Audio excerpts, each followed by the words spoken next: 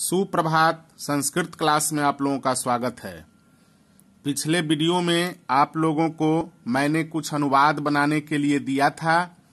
अभी पहले उसका आंसर देखेंगे, फिर कारक के स्पेशल नियम यानी विशेष नियम पर आधारित अनुवाद कैसे बनेगा उसके लिए कारक के विशेष नियम पढ़ेंगे। तो यहाँ पर आप लोग देख रहे हैं, फर्स्ट क्वेश्चन है वह मेरे साथ खेलेगा। तो वह का संस्कृत पुल्लिंग में सह और साथ के कारण सह के कारण मेरे शब्द में तृतीया विभक्ति लगा। यहाँ पर षष्ठी नहीं हुआ, मम सह गलत हो जाएगा क्योंकि सह के अर्थ में तृतीया। इसी को कहते हैं कारक का विशेष नियम। सहार्थे तृतीया सूत्र एक पढ़ेंगे आप करण कारक में। तो सह मया सह वह मेरे साथ खेलेगा, तो सह के अनुसार क्रीडिष्यति या खेलिष्यति। दूसरा अनुवाद है तुम इस लड़का को पढ़ाओ। तो तुम का संस्कृत तीनों लिंग में त्वम होता है। इस लड़का को इस का संस्कृत एतत् शब्द रूप से होता अगर तो एतम भी लिखा था, लेकिन अभी आपने पिछले वीडियो में इदम शब्द रूप पढ़ा था तीनों लिंगों में, तो इसे मैंने इदम शब्द रूप पर बताया है। तो इदम शब्द रूप का पुल्लिंग द्वितीया एक वचन इमम होता है और बालक को, लड़का को ये कर्म कारक है, इसलिए बालकम हुआ। तो इसका विशेषण भी इमम हुआ। इस लड़का को यानी इमम बालकम पढ़ाओ, लोट लकार है। तो लोट लकार में सूत्र चलता है तू ताम अंतु औतम त आनी आव आम। तो त्वम के साथ अ का प्रयोग हुआ, इसलिए आंसर बना पाठ्य। तीसरा अनुवाद है वे सब हम लोगों के मित्र हैं। अब वे सब, यहाँ वे सब मित्र रहता तब तो तानी मित्रानी लिखते, लेकिन वे सब हम लोगों के मित्र है। इसमें वे सब या तो पुल्लिंग है या स्त्रीलिंग हो सकता है। तो यहाँ पर हमने पुल्लिंग लिया है, वे सब ते हम लोगों के अस्माकम। अब बहुत मित्र है इसलिए मित्रानी संति। मित्र शब्द रूप अपने अनुसार रहा और मित्र पुल्लिंग या स्त्रीलिंग हो सकता है, इसलिए ते या मित्र शब्द रूप नपुंसक लिंग होता है, लेकिन जो मित्र होगा किसी का वह या तो पुल्लिंग या तो स्त्रीलिंग। तो यहाँ पर पुल्लिंग लिया गया, इसलिए ते। यह मेरा घर है। अब यह मेरा घर है में यह जो है घर का विशेषता बता रहा है, यह घर। तो यहाँ पर यह का संस्कृत नपुंसक लिंग में इदम, मेरा का मम, रारेरी काकेकी में षष्ठी विभक्ति, इसलिए मेरा का मम। घर एक है तो गृहम और है का संस्कृत अस्ति। फिर आप लोग फिफ्थ अनुवाद देख रहे हैं, यह लड़का तुम लोगों का मित्र है। अब यह लड़का में या तो एसह बालकः होता एतत् शब्द रूप से, नहीं तो इदम शब्द रूप का प्रयोग हुआ तो पुल्लिंग में अयम होता है प्रथमा विभक्ति एक वचन। तो आंसर बना अयम बालकः तुम लोगों का युष्माकम मित्र है। एक ही लड़का है इसलिए मित्रम अस्ति। अब क्वेश्चन नंबर 6 है राम तुम्हारा भाई है। तो राम का संस्कृत रामः तुम्हारा, तो फिर षष्ठी विभक्ति तब हो गया युष्मत् शब्द रूप का। भाई एक है इसलिए भ्राता, पितृ शब्द रूप पर चला रूप भ्राता, पिता पितरौ पितरः, भ्राता भ्रातरौ भ्रातरः। तो यहाँ पर एक ही भाई है इसलिए भ्राता, और क्रिया में अस धातु होना में होता है हेल्पिंग वर्ब अस, अस में ती लगा अस्ति। 7 नंबर है सीता मेरी बहन है। सीता का संस्कृत एक वचन में प्रथमा सीता, जैसे लता लते लताह, यानी एक लता के लिए लता विसर्ग नहीं होगा, यहाँ पर भी विसर्ग नहीं हुआ, ये प्रथमा एक वचन में सीता। मेरी का मम और बहन का संस्कृत स्वसा या भगिनी, भगिनी मीन्स भी बहन ही होता है। तो अस्ति एक है इसलिए अस्ति, सीता मम स्वसा अस्ति या सीता मम भगिनी अस्ति। 8 नंबर है वह हम लोगों के लिए मिठाई लाता है। तो वह पुल्लिंग है, लाता है, इसलिए सह। हम लोगों के लिए असमभ्यम। मिठाई का संस्कृत मिष्टान्नम या मिष्ठान्नम, कहीं कहीं मिष्ठान्नम भी होता है, लेकिन मिष्ट मतलब ही मीठा होता है, इसलिए इस ठ के जगह पर अगर आपको ट लिखा मिले तो वो भी सही है। मिष्टान्नम, तो ज्यादा जगह पर आपको मिष्टान्नम ही मिलेगा। मिष्टान्नम, मिष्टान्नम मतलब मिठाई। लाता है तो आनयति। 9वां नंबर है इस घर से मैं नहीं जाऊंगा। तो इस घर से इदम शब्द रूप से बनेगा तो पंचमी में, दोनों में पंचमी लगेगा। घर से गृहात, तो इसका संस्कृत अस्मात्। अगर एतत् शब्द रूप का प्रयोग करेंगे तो पंचमी में एतस्मात्। पिछले वीडियो में मैंने पढ़ाया था आप लोगों को।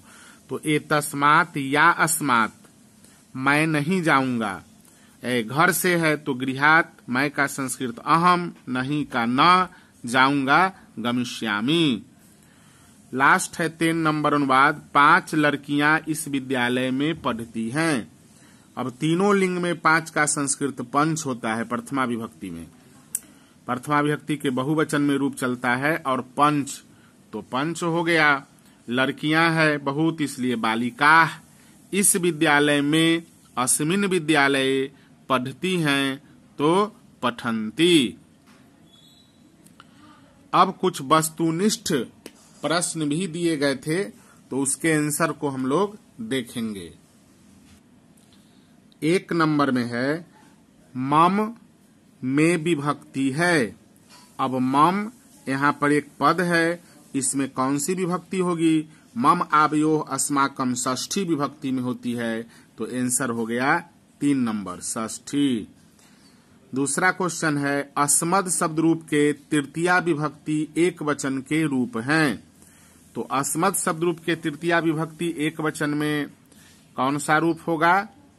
तो इसमें हो जाएगा आपको माया।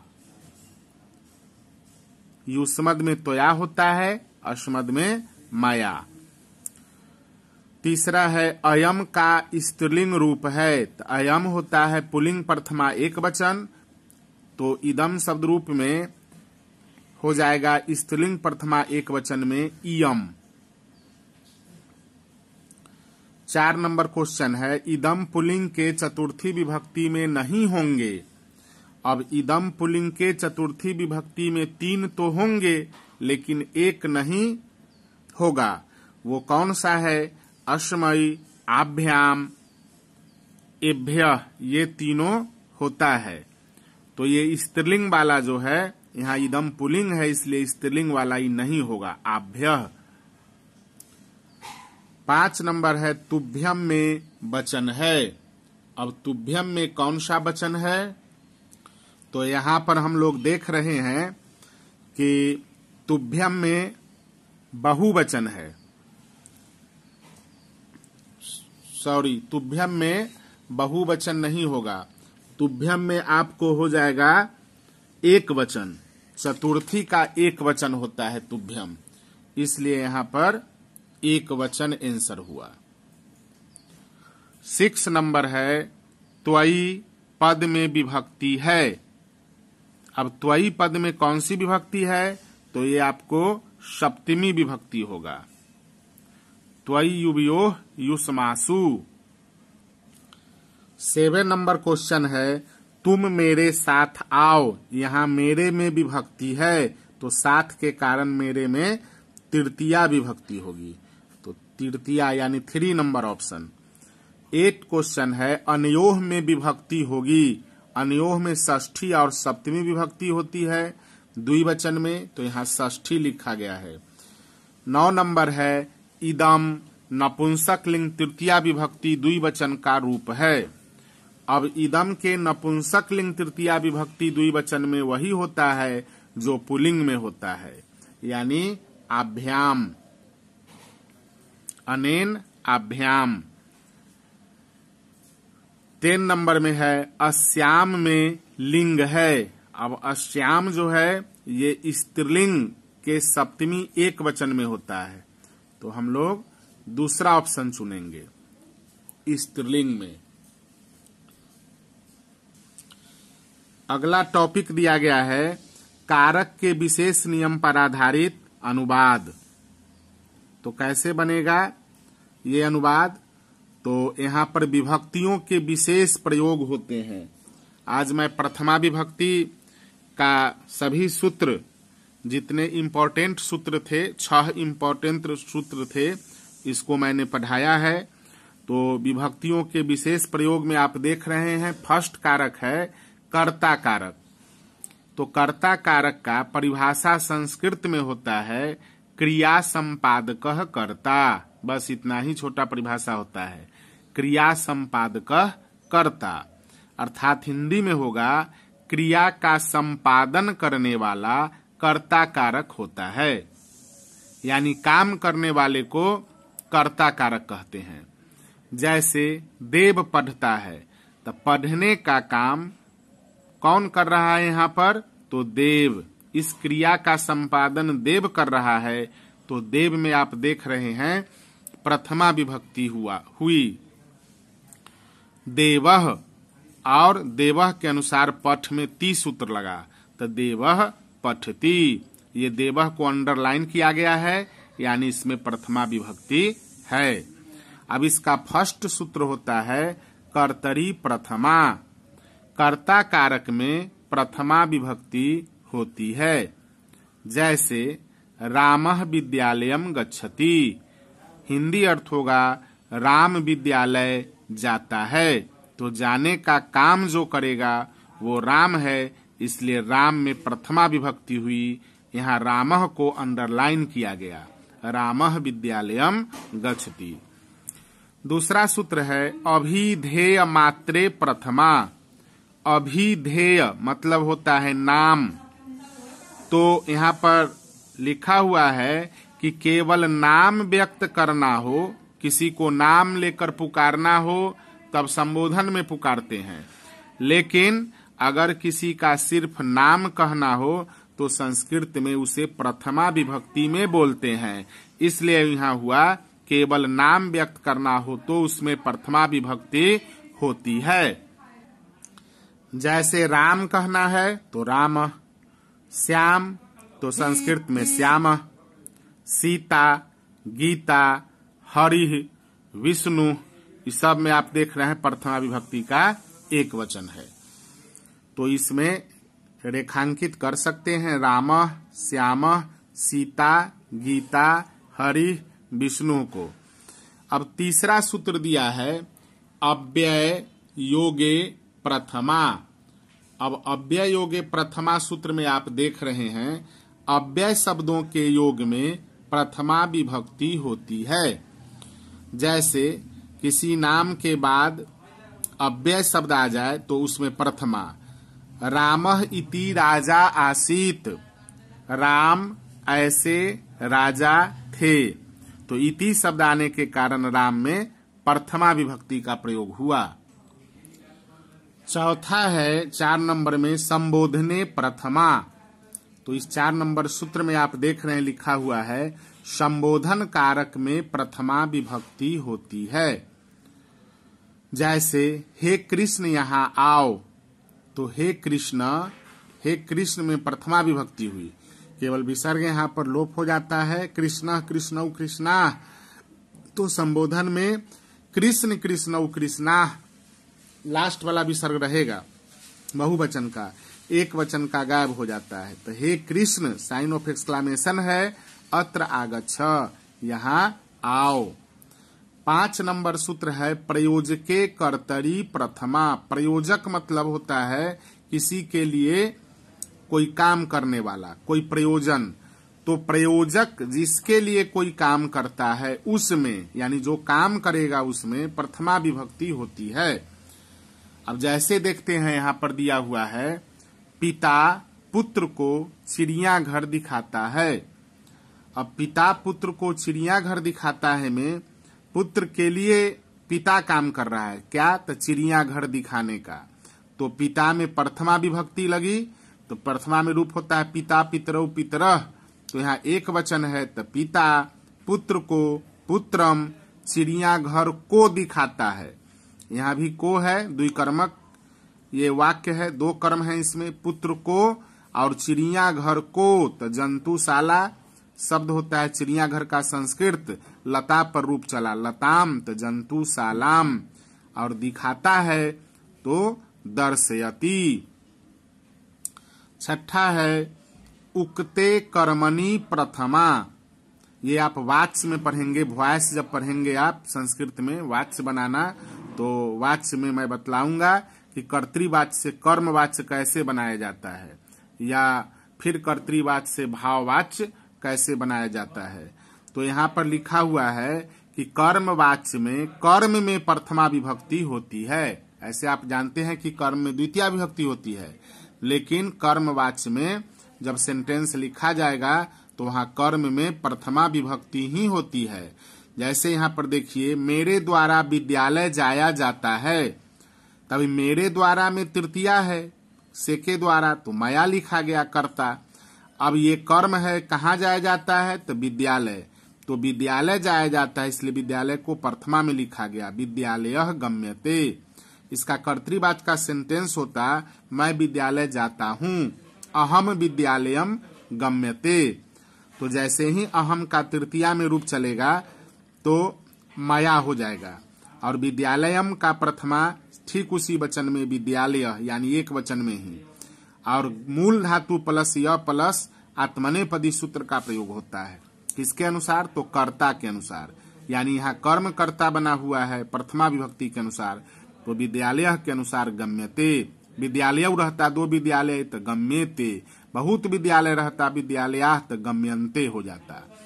अब हम लोग इसी पर कुछ AIC के आधार पर कुछ संस्कृत में अनुवाद करें, क्वेश्चन बनाएंगे। यहाँ पर फर्स्ट क्वेश्चन दिया गया है, शूद्रक ऐसा राजा था। अब ऐसा अव्यय है इसलिए शूद्रक में प्रथमा विभक्ति।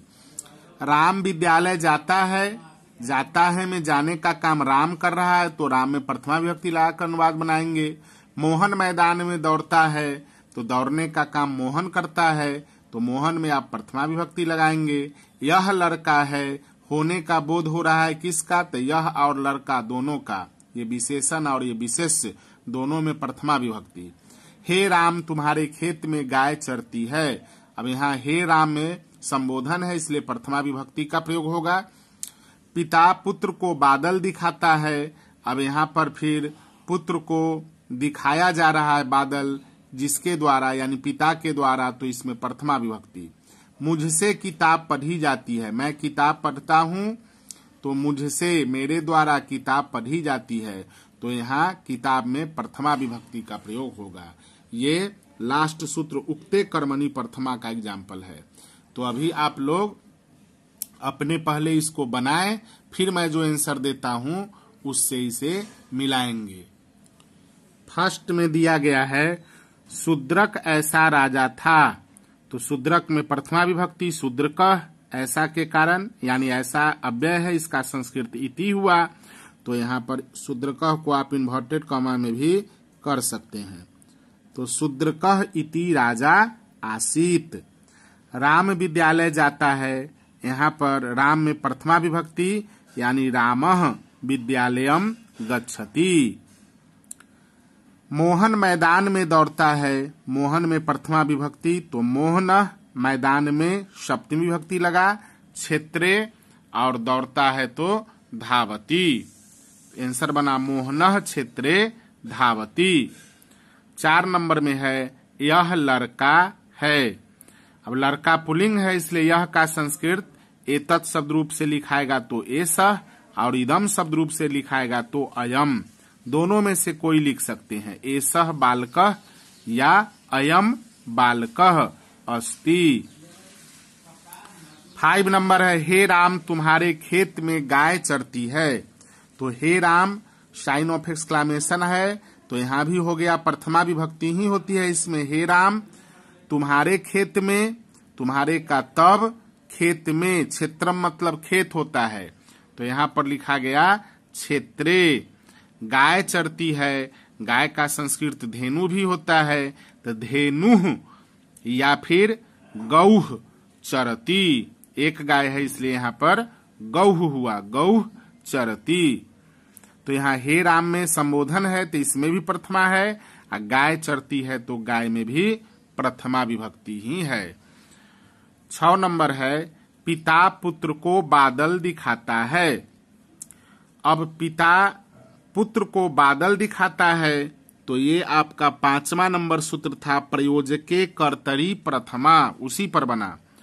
पिता बादल दिखाने का काम करता है, बादल को दिखाने का, तो पिता में प्रथमा है पिता, पुत्र को तो पुत्रम, और बादल को दिखाता है, यहाँ को छुपा हुआ है कर्म कारक, तो बादल का संस्कृत मेघ या बद्दल, बद्दलम या मेघम, दर्शयति दिखाता है। देखता है तो पश्यति और दिखाता है तो दर्शयति, तो यहाँ दिखा रहा है इसलिए हुआ दर्शयति। अब 7 नंबर अनुवाद आप लोग देखेंगे, दिया है इसमें मुझसे किताब पढ़ी जाती है, यानी मेरे द्वारा किताब पढ़ी जाती है।